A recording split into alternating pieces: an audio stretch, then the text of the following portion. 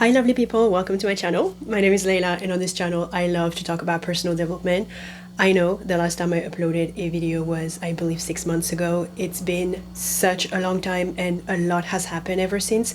As you can see from the title, I have quit my job in Korea and I want to tell you why I did that. I want to tell you the process and then I want to tell you what I've been up to for, I would say, the past 3 months ever since I left the country.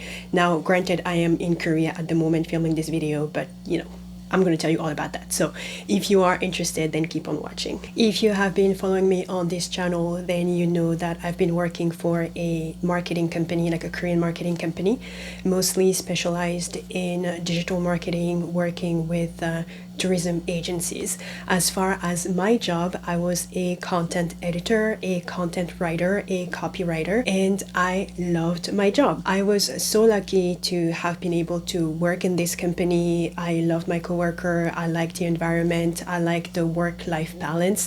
I also enjoyed my salary. I felt like for a single woman living in Seoul, the salary was great. It allowed me to take care of all my bills. It allowed me to have extra money for any activities and shopping, and also it allowed me to save a lot of money. As far as the experience itself, if you are curious about my experience working for a Korean company, I have a video. I'm going to put the link down below. If you are curious on how I got my job and then the E7 work visa process, I'm also going to put a link in the description box. So basically, my life was great in the sense where I left Boston, I left everything behind to come and make my Korean dream a reality. Compared to what I had in mind, what I ended up having, what ended up happening was way beyond my wildest imagination.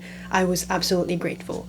And I remember at the beginning, it was such a stretch in terms of my comfort zone because I was doing something completely different. I had to learn a new language, I had to adapt to a new society, I had to make new friends, I had to create my own social life, etc. So I would say that at the beginning, because I was expanding so much, I was growing so much as a person, I loved the process.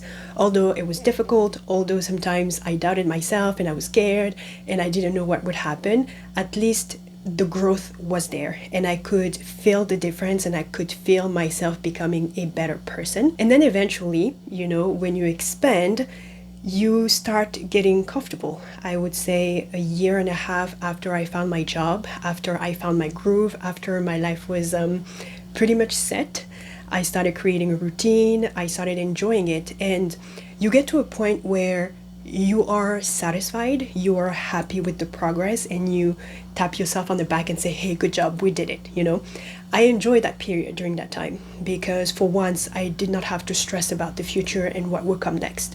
I also had a specific plan in mind. But then eventually that comfort zone that you've expanded, you realize that it's no longer a growth zone. And I don't know about you, but I'm the kind of person that needs to be challenged. I could call that restlessness, I don't know, but it is important for me to feel like I am constantly growing. And the moment I realized that I was getting a bit too comfortable was when I started becoming subject to external influences. There's a funny thing that happens when you achieve something great or something that you've desired for such a long time. You start asking yourself the question, well, since I was able to do that, what else can I possibly do? If I'm capable of doing that, what else am I capable of doing? And you start dreaming a bit more. You start being open to more possibilities, and that is exactly what happened to me afterwards. I don't know about you, but I don't like to stagnate. I don't like to be in my comfort zone for too long, and I think that has a lot to do with you know, embarking on my personal journey back in 2018. Ever since I understood how personal development is important and how becoming better would make your life better, I've come to an understanding where expanding your comfort zone is good, enjoying that new comfort zone is good, but looking for another growth or another zone of growth is also something I should be striving for. I remember when my life in Korea started becoming smooth sailing, when everything was going well and I had my own routine, I had 3 instances, I would call them soul nudges, that almost forced me to start over. And I want to talk to you about those 3 instances because they came at different times and for different reasons. The first one happened in 2023 at the beginning of the year. At that time, I was already set as far as like my plan in Korea. I had my job, but I knew I didn't want to work for a Korean company forever. I was going to work for a certain period of time and then go ahead and apply for a resident visa that would then allow me to start my own company, which was my overall goal. And at the beginning of 2023, I find out that something that was going to take me another year was now going to take me 2 years. And I was so shocked, so disappointed, because it was information that was available, but I did not really pay attention to, so I was disappointed in myself. Was also like very upset about the whole process and got super annoyed. And at the same time, I was also traveling to Vietnam. And Vietnam just blew my mind. I fell in love with the country. And all of a sudden, I told myself, why am I complicating my life so much? I could be literally traveling the world. Because at that time, I was already making money online and I could have been a digital nomad. But I refused to do that because I wanted to stay in Korea. I had to stay in Korea in order to get that resident visa that I was, hoping for. All of a sudden, it dawned on me that maybe we can just forget about the resident visa, forget about Korea. Let's just travel the world, travel Asia, etc. So that was the first soul nudge that I had. Fortunately or unfortunately, after a few months of thinking about it, planning, etc., I fell back in love with Korea again, especially Seoul. And I decided, you know what, I'm gonna forget about it. Let's just enjoy life in Korea, and that's okay. If it's gonna take 1 extra year, then we're just gonna go with the initial plan. And then the second nudge happened. And that nudge wasn't out of frustration like the first one, it was out of complete inspiration. It happened in 2024. I went to Dubai for a dance festival, a 𝗃𝗶𝗱𝗲𝗀 festival. The energy of Dubai just blew me away. I remember that at a time when I went to Dubai, I was thinking about like my dating life, and being in Korea, you only have access to a limited option, Korean men. And when I went to Dubai, I was met with a buffet of men from different continents, different countries, different origins, different religion, and the diversity was just so appealing to me. And I told myself, why am I stuck in Korea with no diversity when there are places like Dubai where diversity is over the place? Maybe that's where I should be. Maybe my dating life would be better. Maybe my options are going to be better. And then at the same time, Dubai had this energy where anything is possible. Everybody was grinding, everybody was trying to achieve something. And at the time, I wanted to start entrepreneurship. I wanted to focus more on my content creation, on my coaching. I wanted to focus more on the things that I was passionate about instead of working for someone else. So I figured this is the perfect combo of being in a place that's going to be better for my social life and my dating life, and being in a place that's going to inspire me to be an entrepreneur, like a digital entrepreneur. And also during my time in Dubai, I met someone who had the same mindset as me, who was also going to move to Dubai the following year. And I thought, you know what, this is perfect timing. So when I left Dubai and I came back to Korea beginning of 2024, my mind was set, okay, we're moving to Dubai. This is what we're doing. And then the third nudge that happened was that same year, but around, I would say, beginning of summer, when I talked to my family about my desire to leave Korea and to go to Dubai. And when I told them it's because of freedom, because of entrepreneurship, because I want to do things that, speak to my heart. My dad and my little brother told me, well, if you want to try entrepreneurship, if you want to make money, if you want to have an impact, why don't you come back to Africa? Why don't you come back to Central Africa? We need you here. We have so many opportunities, so many things that you can do.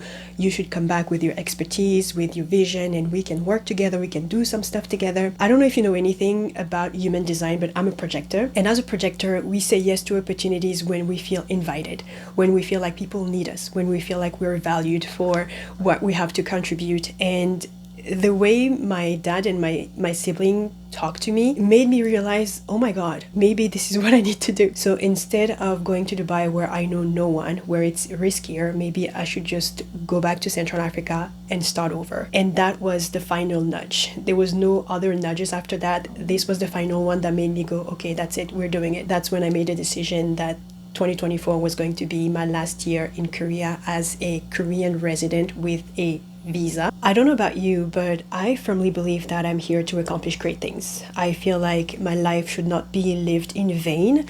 I feel like I could have some positive impact on people. Because of that, I want to gift myself the opportunity to try. I want to gift myself the courage to try, and I want to make sure that I live up to my full potential. With that in mind, quitting my job and moving to Central Africa was not that of a hard decision, and I have many reasons as to why it made so much sense. Number one, I had already uprooted myself. I had lived in Boston for 15 years before I left everything and moved to Korea. And I told myself, if I'm capable of doing that, then I'm capable of uprooting myself from Korea to another country. Number two, I knew that I would have a better impact in Central Africa than here in Korea. I also knew that my ability to make money in Central Africa was way more than making money here in Korea.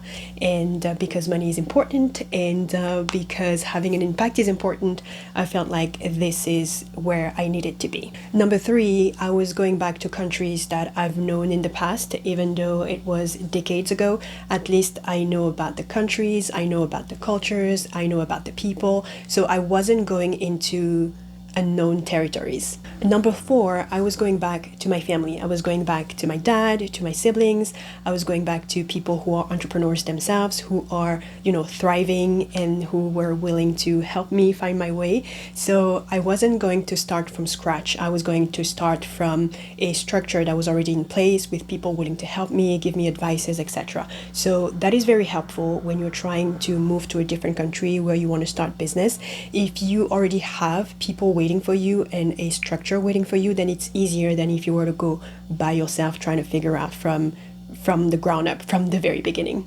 Number five was more of a sentimental reason, and that is spending more time with my parents. I haven't lived with my parents since the age of 17 years old. After 17 until today, spending time with my parents basically equated to vacation time.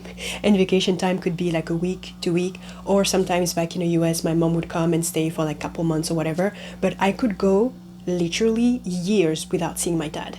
And when you start getting older, you realize that time flies, people are getting old, and you don't want to let that time pass by and not enjoy them to the fullest. Being here in Korea isolates me from everyone. And for people to come and visit me in Korea, it's also very tricky. And I've experienced that when I try to have my mom come here and see me. So the idea of building my life here, having kids here, kind of made me realize that I would further distance myself from my family, and I don't want that. So going back to Central Africa is also my way of spending time with my parents, living with my parents, seeing my dad every day, seeing my mom every day, and learning from my dad, all the experiences that he has, all the knowledge that he has, just like being there for him to pour all of those into me, and then spending time with my mom, getting to know her better as a person. That's also one of the reasons why I decided to go back. Number six, which is a very important reason, is financial security. When I moved back, I already knew that I had enough money in my bank account as cushion, as emergency funds, as whatever it is that you want to call it. And knowing that felt reassuring because I knew I was going there with money in my bank account. And then also, very importantly, money to invest, because when you go back and you see an opportunity, you want to be able to seize that opportunity if it requires the money being invested.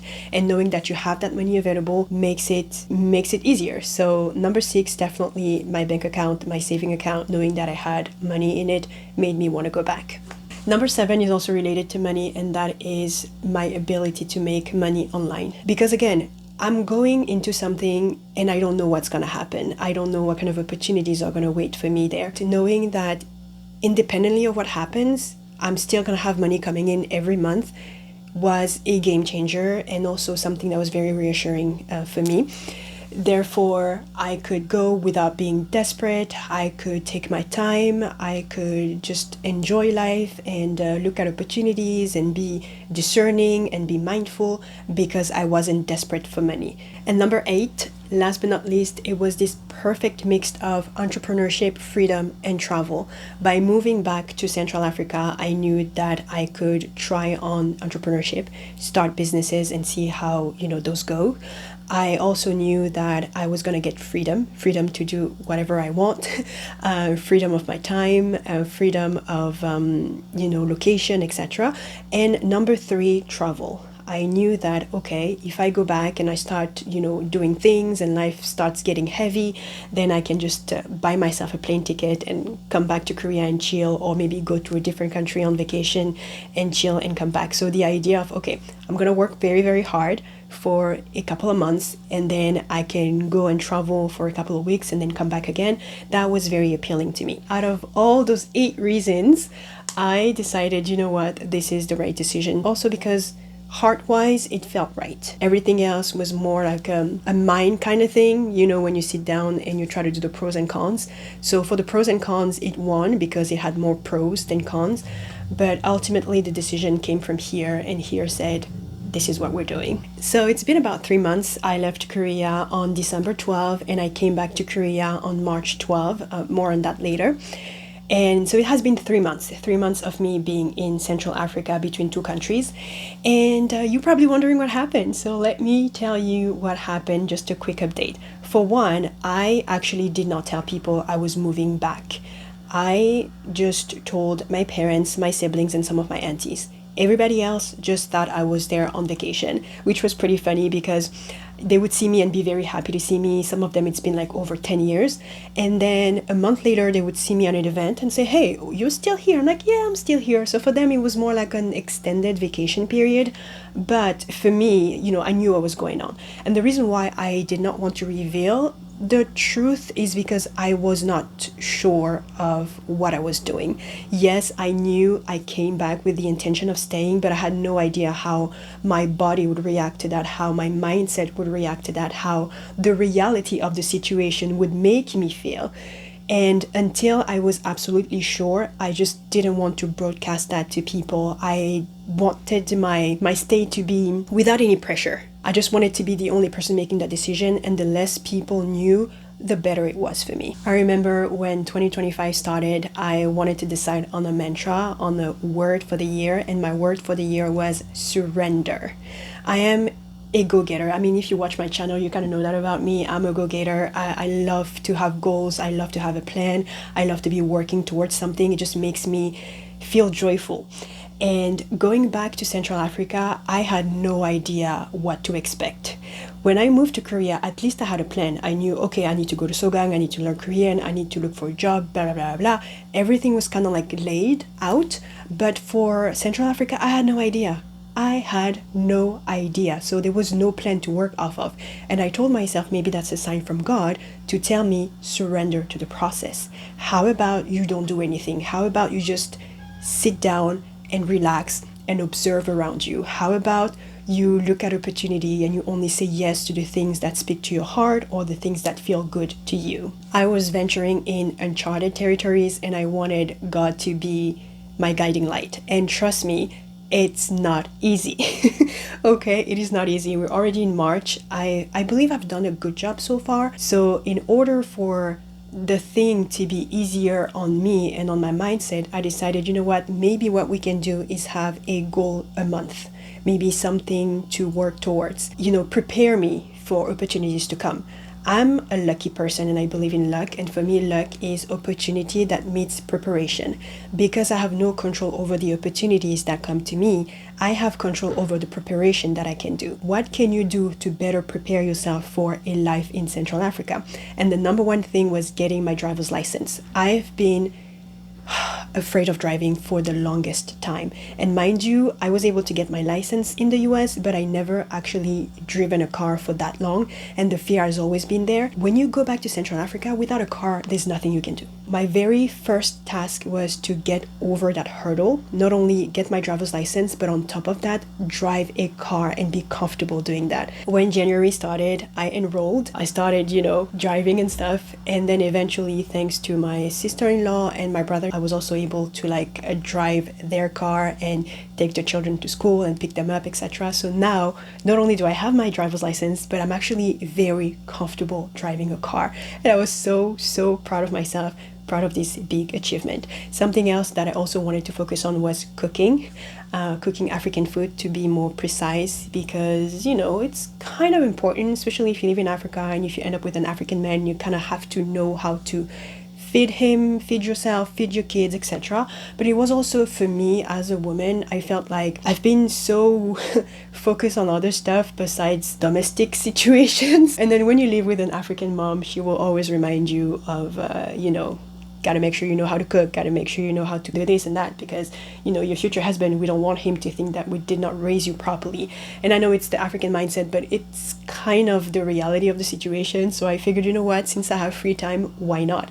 And I actually enjoy the process. I enjoy the process of learning how to cook, and I had like so many people around me that are very good at it and who are willing to teach me. So that was also one of the things I focused on. Another thing also was obviously spending time with family members that I haven't really gotten to know, especially my nieces and my nephew. That was like literally the highlight of my time. It was absolutely great. I've also been able to develop some sort of a routine because, again, I'm a very process-oriented person, so I wanted to make sure that I had a routine, so every day when I wake up I know what to do, and that really helped me be more structured. And as I was spending time there looking at people, observing how my brother runs his business, my other brother runs his business, and how everybody's just trying to make a living and hustling and doing this and that and the third, it really motivated me. And that's when the whole trip to Seoul actually came into play. I remember waking up one morning to an email, and the email was like, hey, I'm so-and-so from so-and-so organization. We saw your YouTube channel. We love what you do. We have this event where students from the US come to Korea on an exchange program, and they come here also with the desire to eventually find a job in Korea and work in Korea, and we want to invite you as a speaker at one of our events so you can talk to them, blah, blah, blah. And I was like, oh my God. The level of excitement, I swear, I was so blown away by that email. And the first thing that came to mind was, oh my God, that's something I've always wanted to do. I've always wanted to talk about my experience. That's why I created this YouTube channel. I always wanted to talk to people and maybe try to inspire them and encourage them to pursue their dreams. So this was absolutely mind-blowing to me. And then the second thing that came up was that, oh shoot, I'm in Central Africa, like I'm not in Korea, and I quit my job already, like what? I remember when I woke up, the first person I talked to was my mom, and I said, Mom, you'll never guess what happened.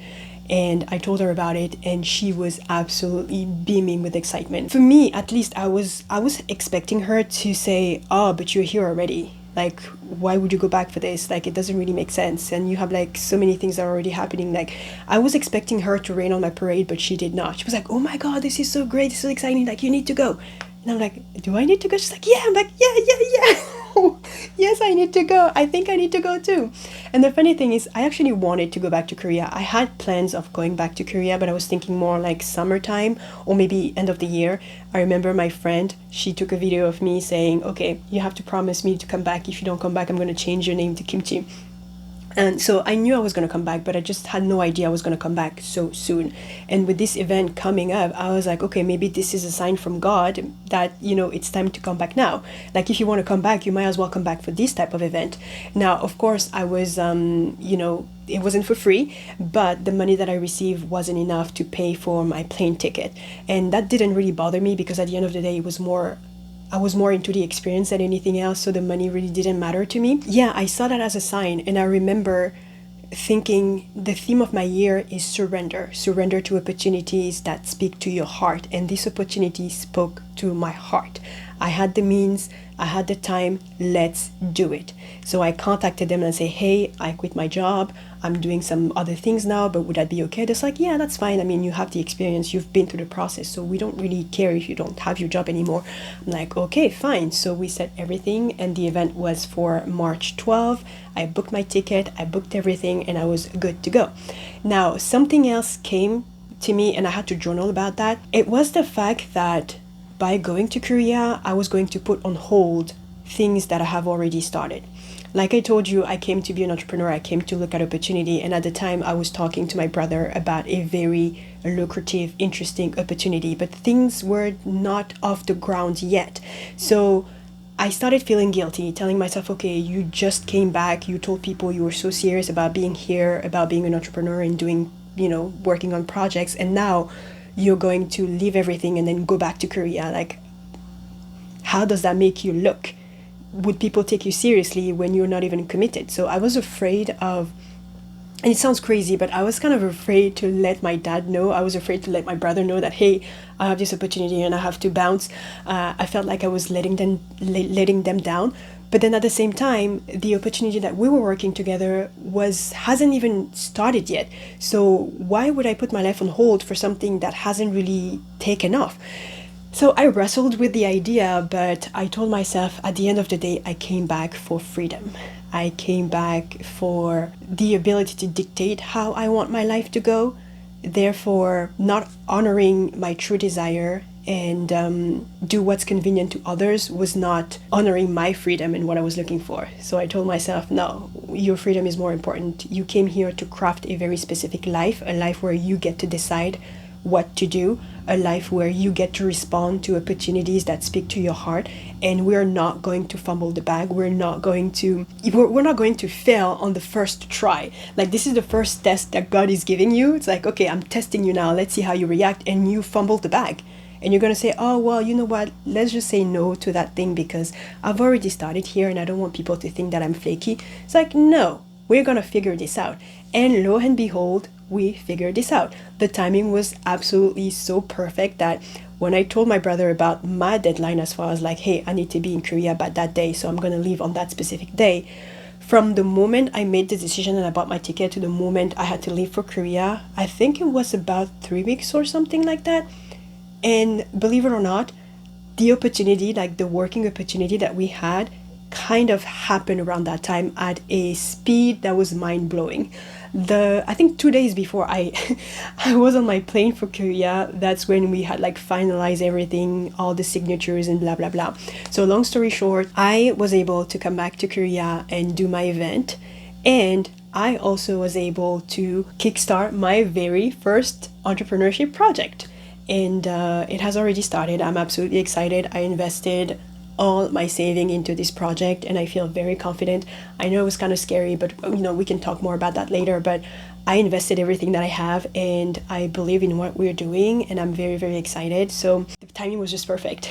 On one hand, I'm kickstarting my life back in Central Africa as far as like entrepreneurship is concerned, but at the same time I was able to make like one of my dreams come true, which was to speak at an event. Yeah, I thank God for that. I thank myself for trusting the process. I thank myself for honoring what my heart was telling me and believing that, hey, when God puts something in front of you, it's for a reason. Well, that is pretty much it for today's video. I think I rambled a lot. I think it's going to be quite long, but that's okay. I had so much to tell you and I wanted to update you on the situation because it's been 6 months, and if you've been invested in this channel and kind of want to see where things go, then I owe that to you. I am also now back to creating more content because for the past 3 months I was just concentrating on my life, trying to figure out how things were gonna go, blah blah blah. So I wasn't really into the mindset of creating content, but now I feel like I'm ready to go back into it. I feel like I'm ready to pour more energy into it, and I'm excited. I am thinking about doing a video on what happens when you quit your job in Korea and you decide to leave the country, because there are certain things that I wasn't aware of, and I definitely want to make a video about that. I also want to make other videos more about like personal development, more about my experience and things that are happening. So if you are interested, definitely stick around. Thank you so much for watching this video. If you have time, you can maybe put in a comment section how your 2025 has been going on so far. Have you, I don't know, tried something new? Are you in the process of trying something new? What have you learned so far? I know the first quarter of the year is almost about to be over. Can you believe that? So yeah, I mean, right now I am just so freaking excited, freaking grateful about everything that is happening, and yeah, so the whole idea of surrendering to the process, although difficult, is something that I believe is necessary, at least for 2025. Right now, like I said, I'm open to whatever happens, and then hopefully by the end of 2025, when I'm more rooted into different things, then I can devise plan to just go all in. But as for now, we're just keeping everything open, staying grateful, and enjoying life, because it's ours, right? If we don't enjoy our lives, who would? And we only get one life at the end of the day. So yeah, alrighty, thank you so much for watching, and you will see me in the next video. Take care. Bye.